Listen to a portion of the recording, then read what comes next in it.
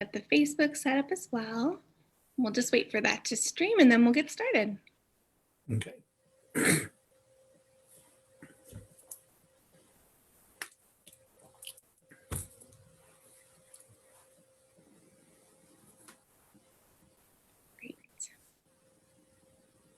All set with that. Perfect. Great. Got some more people joining.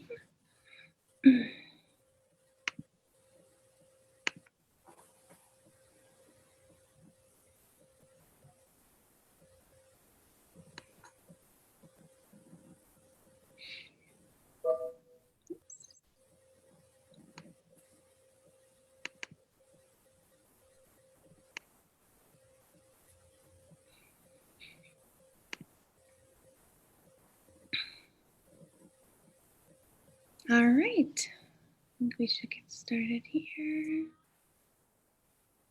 Okay, great. So we'll get started. So welcome everybody to the 2020 Fox Cities Book Festival. We are so excited to have you here for our reimagined virtual week of events with authors. So we still are offering a full week of author events and workshops, panels, discussions, just virtually. So we really thank you for your support and for continuing to attend our programs. We also have the Fox Cities Reads, which was rescheduled from April. So our Fox Cities Reads author is going to be joining us this week as well as part of the book festival. So we're really excited we could reschedule that. So the Fox Cities Book Festival is really a collaboration of a lot of support between the public libraries, community members, readers. It's a way that we focus on engaging our community and connecting readers and writers together. We have a full week of events, like I said, and we do this all the events are free. And we couldn't do this without the support of our partners and community members. So we want to take a moment to acknowledge their support and how much we appreciate them. We've got also individuals, groups. We work with the schools, and their support this is wonderful and continued on throughout the years. And even in this strange year, we've been able to put together a really fantastic week of events. So we ask if you enjoy the events and would like to keep them going and free. We encourage you to check out the festival and donate if you can, or share our events, participate with us. We'd love to hear from you. So our information is right here. It's also available on our website or on the Facebook page as well. We do have a code of conduct for all of our virtual attendees. We ask that everyone just follows the code of conduct. It's our, we want to have a kind community. No harassment of any kind will be tolerated. If we do see anything, we will be asked to leave the webinar. So we just want to make sure to put that out there. Everyone just keep it kind. And so now we've got Allen Eskens here. We're so excited to have him joining us today for our virtual book festival event. So I'm going to go ahead and stop sharing this screen and turn it over to Allen. I'll just take a moment here. Stop that. Okay, so thank you so much. We've got Allen Eskens here, so I'm going to turn it over to him. Thank you. Thank you. Hi, everybody. I'm Allen Eskens. I am an author. And I really appreciate you stepping in to hear me talk. What I'm going to do is, when I first started writing, when I first realized I was going to be a published author, I had never been to a book event before. And so I started going to book events just to see what authors talked about. And they invariably talked about what it was that led them, what was the path that drew them to becoming a writer. And so I went in search of my own path. What started me down that path? What was it that made me want to become a writer? And my search took me back to my hometown of Jefferson City, Missouri. I am a Minnesota author, but I grew up in Missouri. And my search took me to a bin in my mother's closet. And in that bin was my school memorabilia. And in that bin, I found, I believe, the reason why I'm a writer today. And I found it on my first grade report card. And on my first grade report card, where my parents had to sign, my teacher, Sister Ronald Marie, had written a note to them. She wrote, "Alan dreams too much when work is to be done in school." And that is, I believe, why I'm a writer today. I have always been a huge daydreamer. It was my favorite part of school. I mean, if you put me anywhere near a window, I'd look out and I was gone. And for that reason, among other things, I didn't get very good grades. I was actually a very poor student. But I didn't think that that was important because I grew up in a construction family. My dad owned a drywall company. And I just always figured that I would go into construction once I got out of high school. And so I really didn't try to get good grades. I didn't do assignments. I didn't do tests. I just was a very poor student. And things changed for me when I was in fifth grade.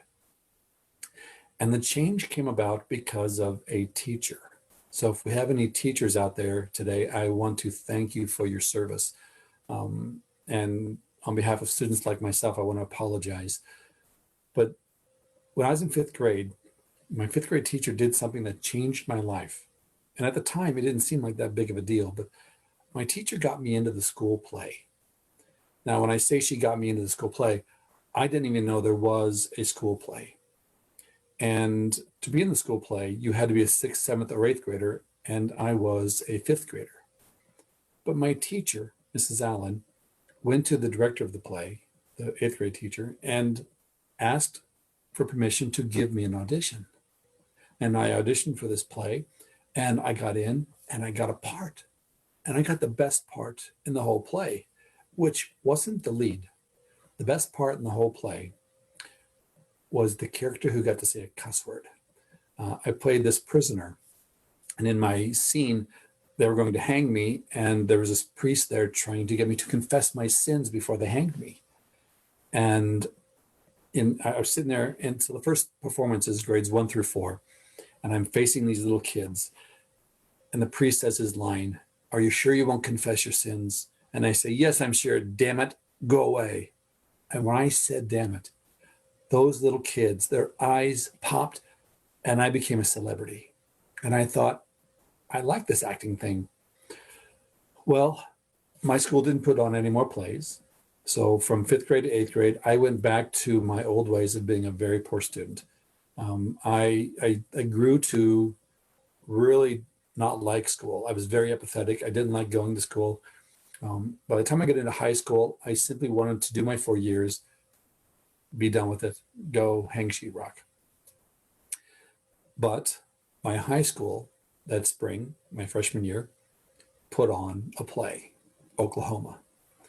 And as the play was approaching, I was talking to my best friend about this play I did in fifth grade and how much fun it was. And somehow by the end of that conversation, we had basically dared each other to try out for the play. So we auditioned, we both got in, and it was glorious. It was so much fun. And the really cool thing about high school plays versus grade school plays was that in a high school play, when that curtain comes down for the last time, everybody's really emotional and everybody's going around hugging everybody else. And here I am, this geeky freshman, getting hugged by these beautiful junior and senior women. And I'm thinking, why would you play football when you can do this? So I decided I'm going to be an actor. I'm going to be Alan, the theater guy. And I threw myself into the theater aspect of high school. And the important thing was, I found something that I was passionate about. I loved theater. It made me want to go to school. It made me want to try. And I still was a bad student, but I got straight A's in my theater classes, my chorus classes, to balance out the C's, D's, and F's I was getting in my other classes. But another thing that theater did was it taught me how to develop my creativity, how to develop that creative side of me, how to do skits and improv. And the third thing that theater did for me was I started hanging around kids who were going to go to college. And I had never been someone who considered college in my path. I was a middle child. Like I said, my father had a construction company, and it just wasn't something we talked about around the table. But as I was getting to my senior year, I decided I wanted to try college, if for no other reason, to give me a few more years of doing this theater thing before I strapped on my tool belt and went to work.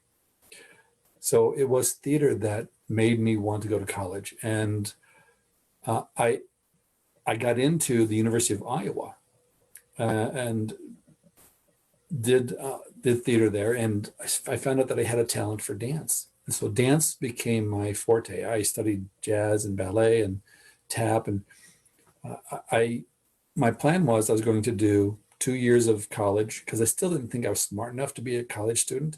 But I thought you don't really have to be smart to be a theater major. So I was getting mediocre grades, except in my theater classes, of course. And I thought I'll do 2 years of college to train myself.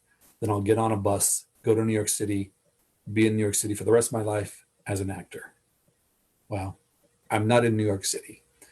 Uh, as that time was approaching to get on that bus, I sprained my ankle really badly. And I realized that it was going to take years for my ankle to be back to where I could do what I needed to do to be a dancer. And I liked college, so I thought I'm gonna try and stay here. I'm gonna switch my major. So I changed my major to journalism because I wanted a major that had as little math in it as possible. I'm terrible at math. And I transferred to the University of Minnesota. And for the first time in my life, I was trying to be a student. I was reading the assignments. I was studying for tests. I was doing what it took, and I was getting almost straight A's. And it occurred to me that all my life, I had been smart enough to be a good student. I just didn't think that I had what it took to be a good student. And here I was, the last couple of years of my college career, just really doing well. And I thought, what would it have been like if I had tried from the beginning to be a good student? And really, for no better reason than that, I decided to go to law school. I wanted to test myself to see if I tried from the very beginning, could I really be, a successful student?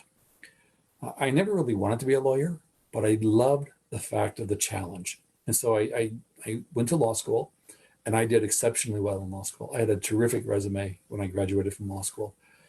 And I get out of law school and I get a job. And that first summer, when I'm an attorney, something's missing. I just feel this emptiness inside me. And the more I thought about it, the more I realized what's missing was that passion that I had for theater, that passion I had for the creative side of me.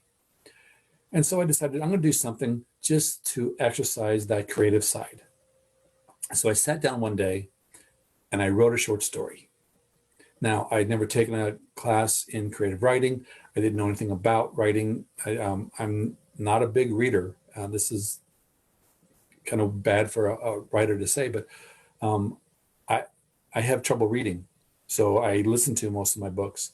But as a younger man, when I didn't have access to those, I didn't read much. So I didn't know after I wrote this short story if this was any good. I had no idea. So I thought, well, I'm going to just buy a book on writing technique and compare what I'm doing to what they're saying in this book. So I bought a book on writing technique. I read it and it intrigued me. And so I bought another book on writing technique and then another. And I was taking this information I was learning from these books and applying it to this short story. And this short story was about a 14-year-old boy named Bodhi Sandin. And as I was learning more and more about writing, this short story became a chapter in a larger manuscript. And then I started taking classes. I took classes at the Iowa Summer Writers Festival. I took classes at the Loft Literary Center in Minneapolis. I have 3/4 of an MFA degree. For 20 years, as I built my law practice, I spent my spare time studying writing because I had found something I was now passionate about. I loved writing. I loved telling stories. And I love the emotion you can evoke when you do it right. And I spent 20 years working on this manuscript. And after 20 years, I realized it wasn't ready. And I couldn't put my finger on why. So I put it aside. and I started writing another manuscript. And the reason I started writing my second manuscript was because I was a writer. There's a famous line, Letters to a Young Poet, where, the author's name escapes me, but the young poet asks, how do I know if I'm a writer?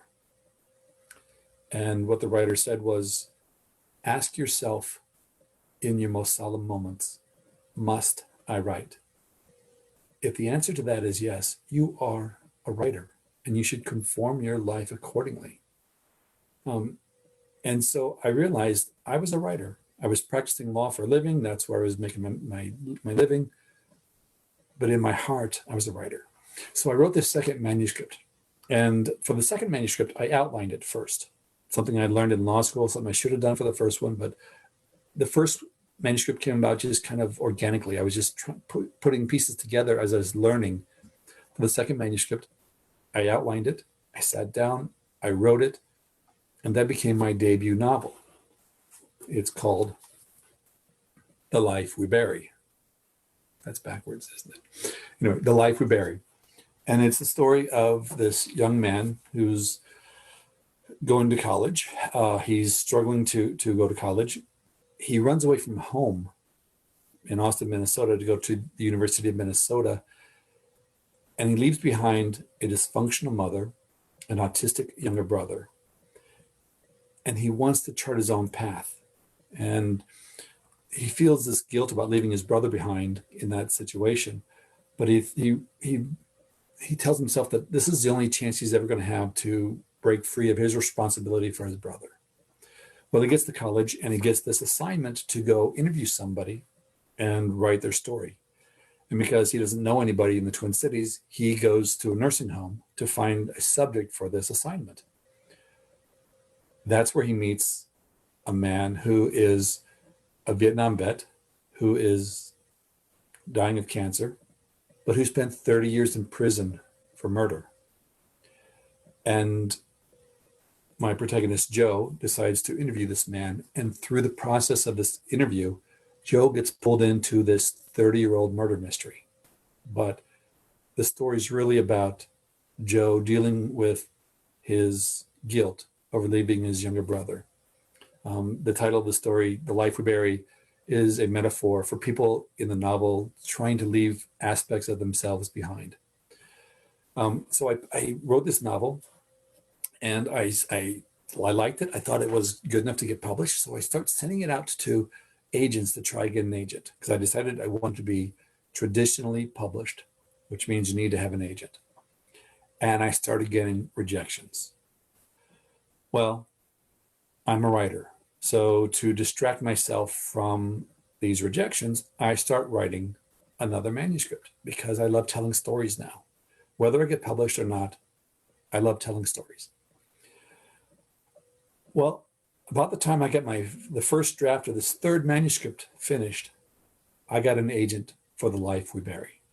I'd been rejected by 150 agents before I got this agent.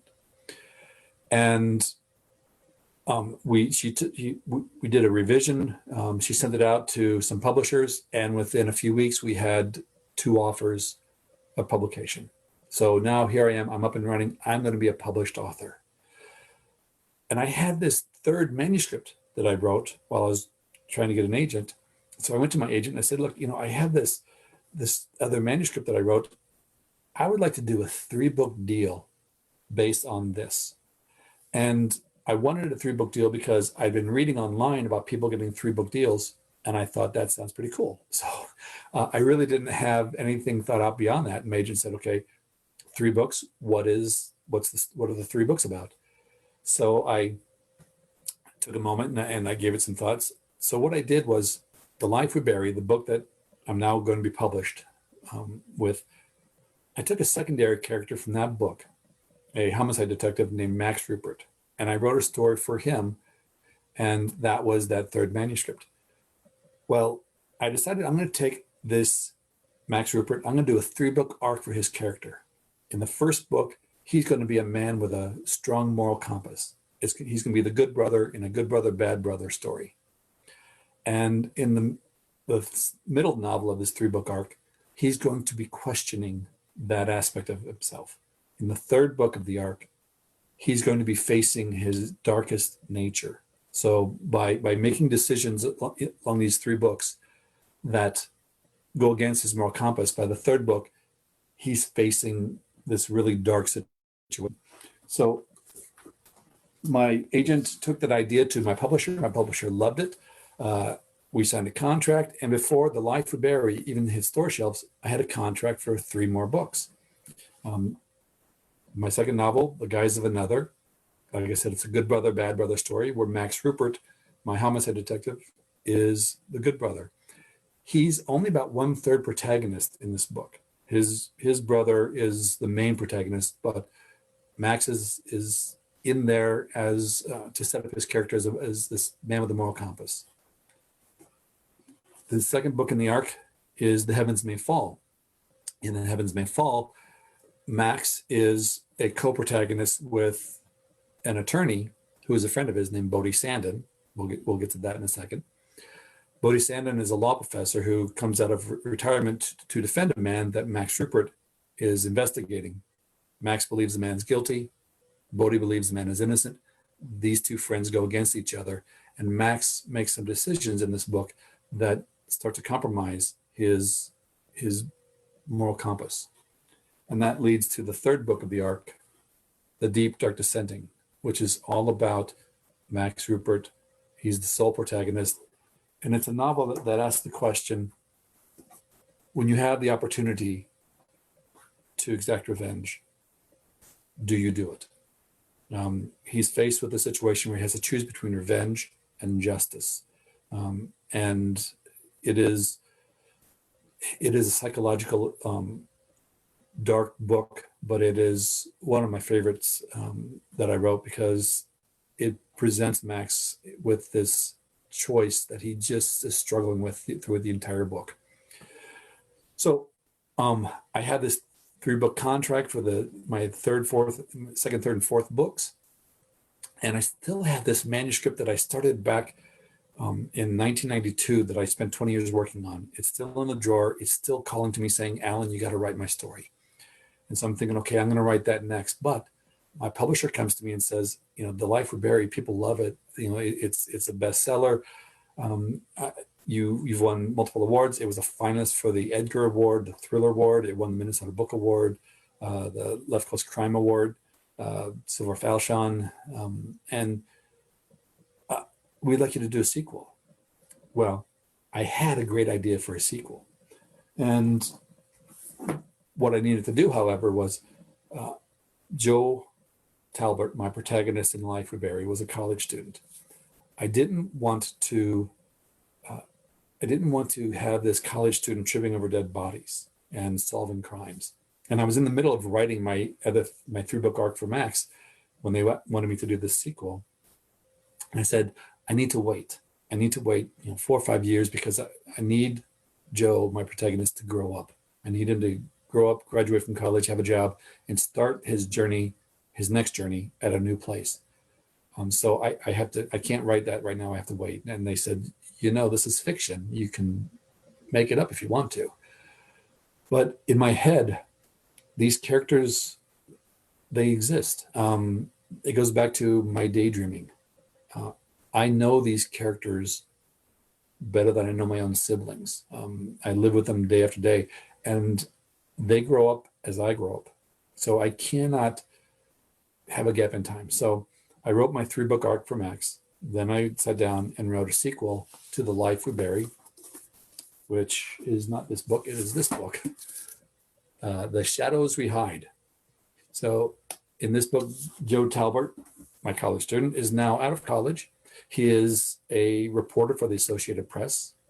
In The Life We Bury, I point out that he's never met his father, but he's named after his father. So his father's name is Joe Talbert. Joe the son, has pledged never to look up his father because his father abandoned him. He wants nothing to do with his father. Well, one day, as an Associated Press reporter, a story comes over the wire of a man named Joe Talbert who was found murdered in a small farming town in Minnesota. Joe can't stop himself from going to see if this man was his father. And if so, what kind of man was he? And what happened to him? And the wonderful thing about writing The Shadows We Hide was I get to go back to this family that I created in the life of Barry, who each one of them meant so much to me. And I get to now look at them 6 years later and say, this is who they became. This is how they evolved over these 6 years. There's in particular a relationship between Joe and his mother in the life of Barry that is toxic. Joe's running away from his mother. He's running away from home. And in the intervening years between the two books, the relationship between Joe and his mother has completely imploded, to the point where Joe has sued his mother for custody of his autistic younger brother and won. And he hasn't spoken to his mother in 3 years. I think it's 3 years since that court hearing. And now that he has stumbled upon this mystery about another man named Joe Talbot, it opens a door back to his mother. And the question Joe has to face is, can he walk through that door? When I write stories, I am considered a mystery author. They say of my books that they are literary mysteries. And a literary novel, whether it's a literary mystery, literary thriller, any literary novel, has a strong character component to it. It looks at relationships and human dynamics. And so while I'm telling stories that are mysteries and thrillers, those are vehicles to tell the other aspects of the story. Those aspects being, Joe dealing with the guilt of leaving his brother behind, Joe dealing with, the estrangement with his mother. The main theme running through The Shadows We Hide is the power and the difficulty of forgiveness. But it's told alongside a story that has an external plot that I hope is exciting and page turning. And according to the reviewers, it is. So one of my teachers when I was studying in the MFA program taught me a lesson that has really stuck with me. And he wrote the word evoke on the chalkboard. And he said that as writers, we need to constantly strive to evoke emotion from our readers. Leo Tolstoy once said that the purpose of art is to convey to another the deepest emotions, deepest feelings of human beings. And I believe that to be true. When I write a novel, it is not simply a whodunit. It is not simply there to try and be a page turner. That's important to me. But in the end, I want people to have felt something. I want their heart rate to pick up, whether it's through excitement or through sadness or through laughter. I want them to feel something when they're done. And I also want to try and evoke thought, and make people think and question. So in that story about Max Rupert, where he is dealing with revenge versus justice, I want people to put themselves in his shoes and ask themselves, what would I do if I were in this situation?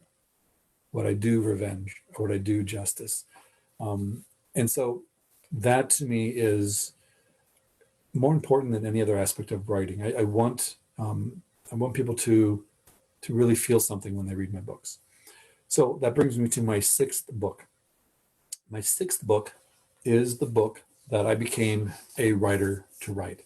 It is that story that I began back in 1992, my first year out of law school, about this kid named Bodie Sandin, a 14-year-old boy. The story takes place back in 1976, takes place in Missouri, where I grew up. And it's a story of a kid who is really unhappy with who he is, with where he's at. He is just finishing up his freshman year at a high school where he's the outsider.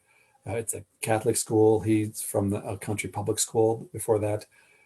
Doesn't know anybody. He just hates school. And he lives on this dead-end gravel road out in the woods. He lives with his mother. His mother is a kind soul, but she still hasn't gotten over the death of Bodhi's father, which happened 10 years earlier. There's this coldness in the house, this distance.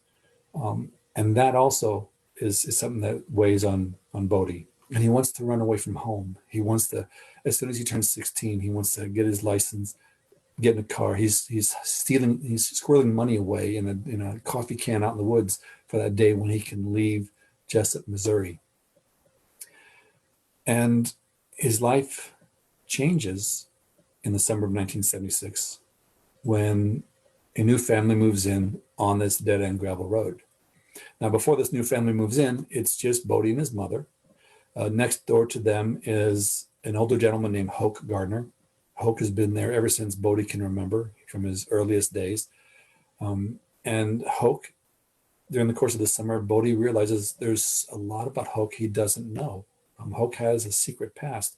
And in the course of the novel, Hoke has his own journey to take. At the end of the road, there is a drywall company, of all things. And Bodhi and his mother both work there. And there's the owner of the drywall company. He has his own journey to take in this novel. And then across from Bodhi is this beautiful Victorian house that has sat empty for 5 years since the previous owner died. And into that beautiful Victorian house moves a Black family. Now, Bodhi doesn't have firsthand experience with people who are of a different color or anything from him.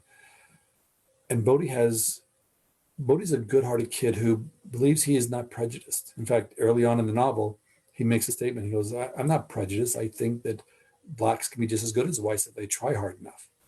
Obviously, he has issues that he doesn't realize that they're there. In meeting this family, they have a son named Thomas, and Bodhi becomes friends with Thomas and starts to see the world through Thomas's eyes, and starts to see how notions that Bodhi thought were completely innocent, they're just expressions, he would say, really do carry weight. And Bodhi has to come to learn that his notions of us and them aren't right. And it is a mystery. There is a mystery novel here, but in this book, more than any other, the mystery is not the centerpiece. It is a thread that weaves through these various aspects of the novel and brings them all together. They connect different aspects of the novel. And the real story is about Bodhi coming to understand himself and coming to understand that he wanted to run away from home, but what he really wanted subconsciously was a home that he didn't need to run away from. And over the course of the novel, these people in this small community on this dead-end gravel road, they coalesce, they bond, they come together in a way that makes Bodhi realize that there's something special there, that there's something more to that community than what he thought. So this is the story that I started writing back in 1992. And there are aspects of, like I said, racism, of Bodhi not understanding his own racism and prejudices.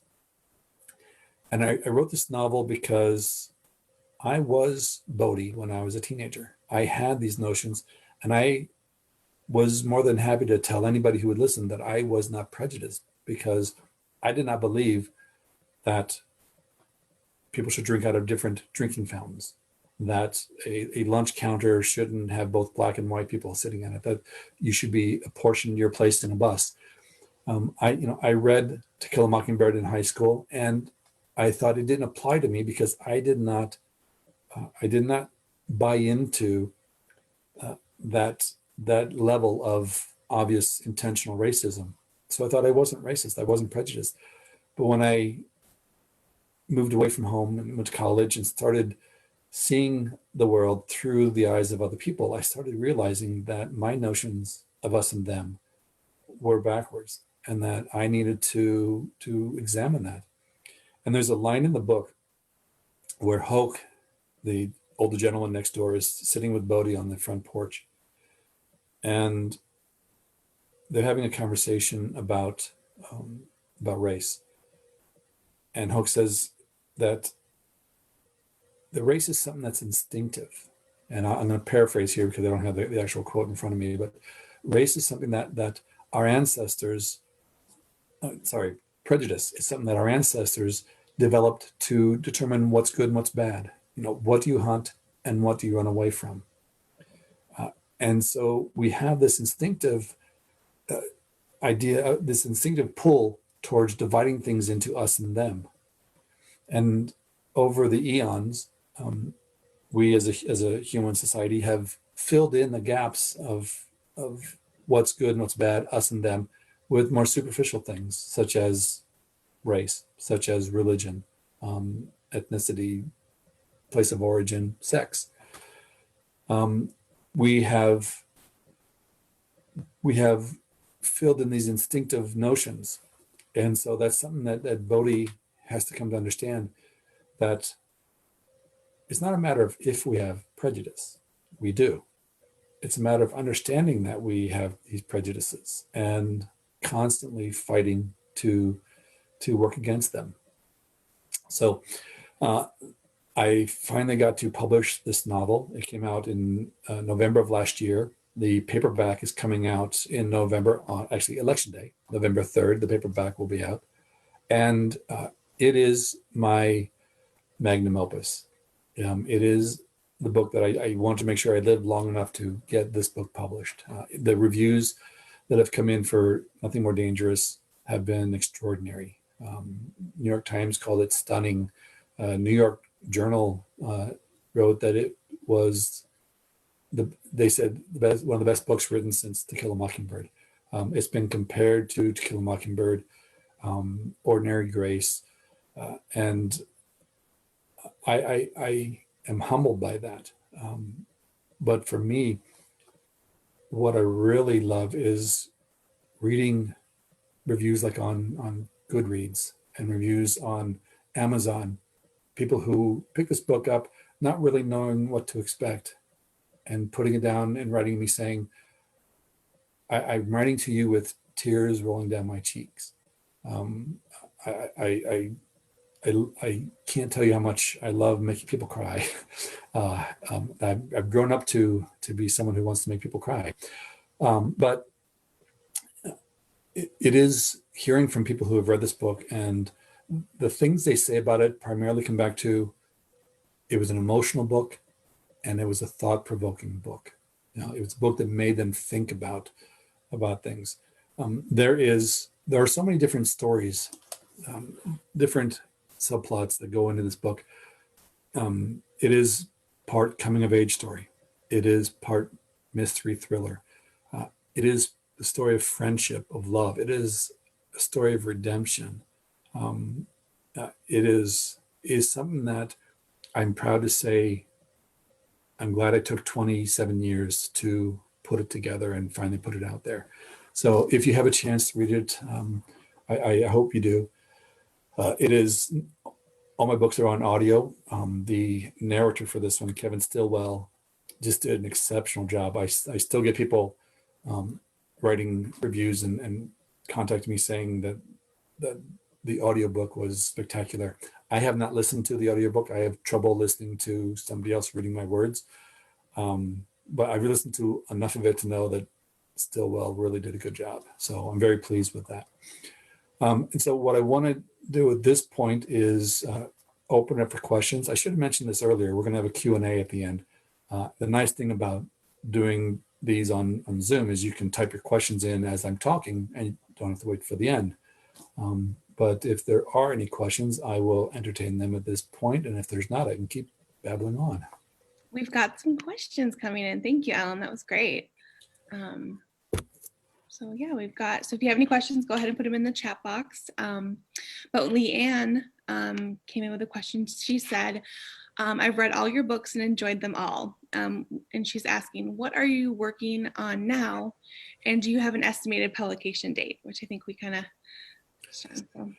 Leanne, thank you so much, number one, for reading my books. I'm so glad you enjoyed them. Thank you, number two, for asking me what I'm working on, because I should have brought that up myself, but I forgot. So in The Life We Bury, Joe Talbot, the college student, meets a girl named Lila Nash, and they become boyfriend and girlfriend in that novel. In The Heavens May Fall, Joe Talbot isn't in that novel, but Lila Nash is. She's in law school at this point. And she gets hired to be a research assistant for the law professor Bodhi Sandin in that novel. Oh, and by the way, so Bodhi Sandin, the 14-year-old boy from Nothing More Dangerous, grows up to become the law professor in The Life We Bury. And I did that because as I was writing these two books, I realized that this 14-year-old boy was really an aspect of who I was when I was 14, and this law professor was an aspect of who I became after a decade of going to school. So Bodhi grows up to be this law professor. Lila is in law school. She's a student of his. He steps out of his law professor role to take on this case and hires her to research it. In The Shadows We Hide, Lila is again Joe's girlfriend. She's studying for the bar exam in that novel. The next novel is hers. It is not, so this fall will be the first fall when I don't have a book coming out. Her book will come out they're talking September, but the fall of next year, September, October, they haven't picked an actual date yet, but fall of 2021. It is called The Stolen Hours. And it is a book that I spent, ever since I wrote The Life We Bury, I wanted to write Lila's story, but I wanted to make sure that I was comfortable in writing a female protagonist. Because I'd read a lot of novels where it was a male writer writing about a female protagonist, and I found them to be wanting. Not all of them, some of them. I want to make sure that I didn't make that mistake. So I spent a lot of time over the intervening years reading or listening to female writers writing about female protagonists and trying to make sure that I did not step into any pitfalls. I have a female wife, I have a female agent, and a female editor that I wanted to, so I want to make sure that I am not doing a poor job on this. So I am very pleased with the novel. I'm doing some revisions right now. And like I said, The Stolen Hours is the title. I am then going to this fall start outlining my eighth novel, which will go back to Max Rupert. He's going to be brought back into the world after what happened in The Deep Dark Descending. So that'll be coming out fall of 2022. After that, I always have 3 or 4 ideas in my head at any given moment. I have sketch pads here that I write down my ideas in the sketch pad so I can, have ideas going forward. I've got more ideas than I have time to write. So that's the wonderful thing about being a daydreamer and coming to the world of writing. Thank you. Great. I'll have a lot to look forward to. And then Margaret, hi Margaret. She's asking, are you still a practicing attorney? Hi, Margaret. I am not. I have been one of the fortunate ones that I've been able to make a living as a writer. I closed my law office at the end of 2016. I had a handful of cases that I worked from home over the course of 2017. At the end of 2017, I didn't even renew my law license. I have found my home. I have found what I want to do for the rest of my life is write, whether it's novels or screenplays. I want to tell stories. So I've been able to give that up. I loved practicing law. It was interesting. It was always challenging, but this is my passion. That's wonderful. Great. And then we have a question from Jamie. So Jamie asks, was it hard to believe in the same book for so many years, given you had such success with others? So amazing that you went back to it and it is your best one. So many people would have missed this opportunity. I knew that I would go back as long as I didn't die beforehand. I really love that story. And it was a story that it's hard to explain. I had to tell it, and nobody else could tell it. Um, Nobody else could tell the story because it was from my life. There's not a single racial slur in that book that I didn't say as a kid. The attitudes that Bodhi has are the attitudes that I had.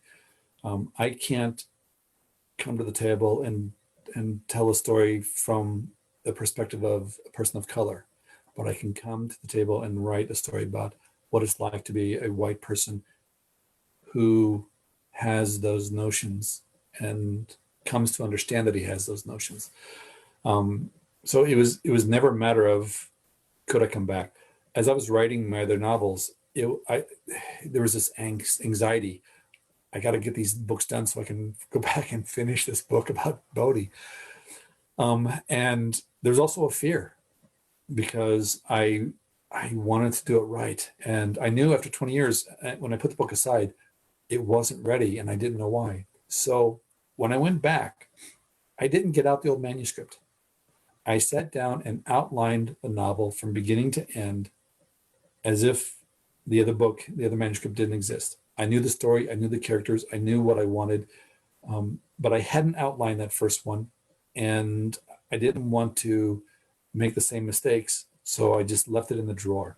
I outlined from beginning to end, sat down and started writing and wrote it from beginning to end. And the only time that I would go back to that old manuscript was if I happened to recall, when I described the Dixon house, there was this paragraph that I put in there that I thought was really beautiful. I'm going to find that paragraph, put it in the new manuscript.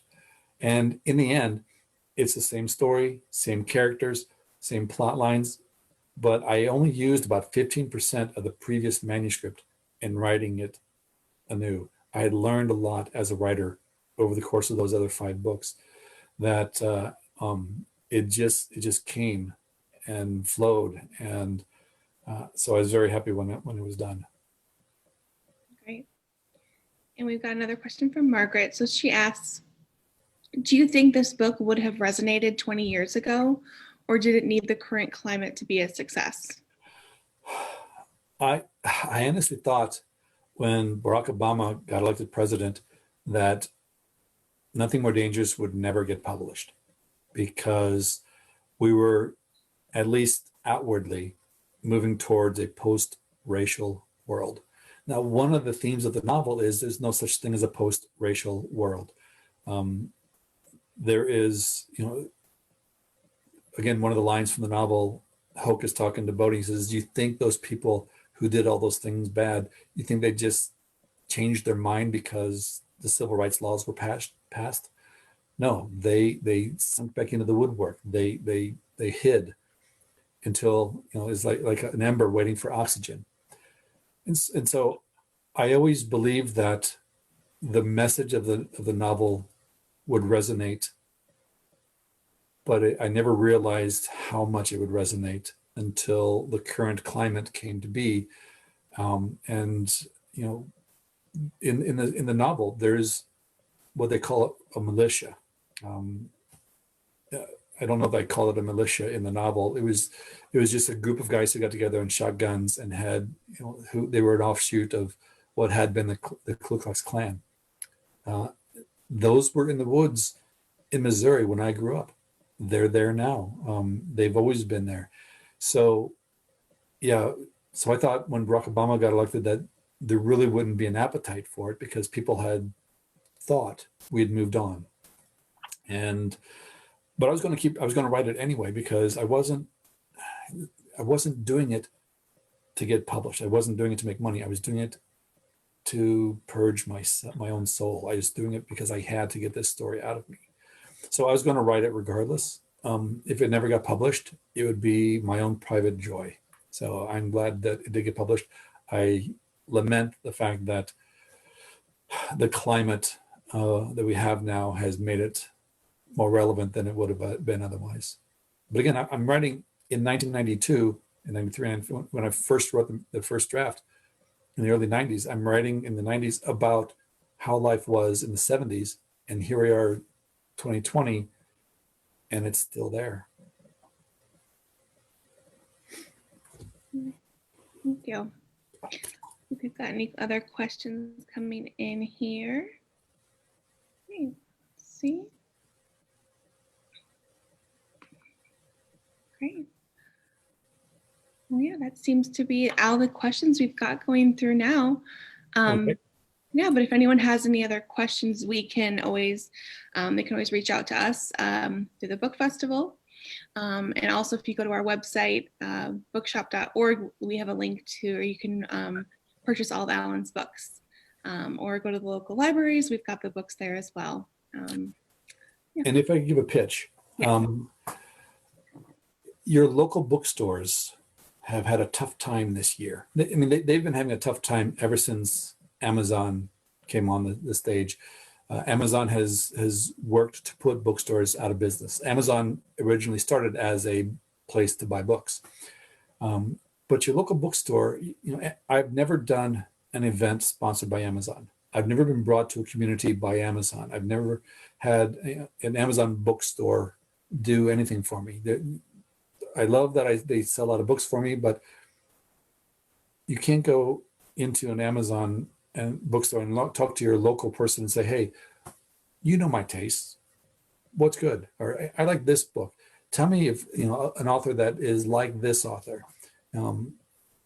I would strongly encourage people to patronize their local bookstore.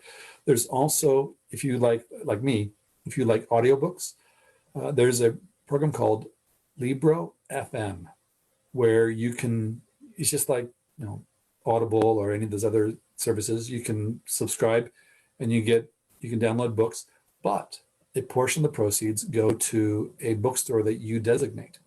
So I have a bookstore that every time I download a book gets a little portion of that money, where I could download the same book from Audible at Amazon for the same amount, and my local bookstore gets nothing. So Libro FM, and again, love the local bookstores. They've been so good to me. They've hand sold my books. They've recommended me. So I have to give that shout out to them and thank them and encourage people to go patronize them. Yeah, I agree. We we have a local bookseller. She's watching right now, who's on our book festival board, and I know she was really excited for you to come. And I think we definitely wouldn't have you here without our local bookseller on our book festival board. So we really appreciate her. Thank you. Yeah. All right. Well, yeah. So if anyone has any other questions, reach out to us. We're really happy you joined us today. We've got a lot of other events going on throughout the week, so we hope you'll join us. And thank you so much, Allen. This was wonderful. And we really It's my pleasure. You. Thank you so much. Goodbye, everybody. Thank you, everybody. Goodbye. Bye. Thank you.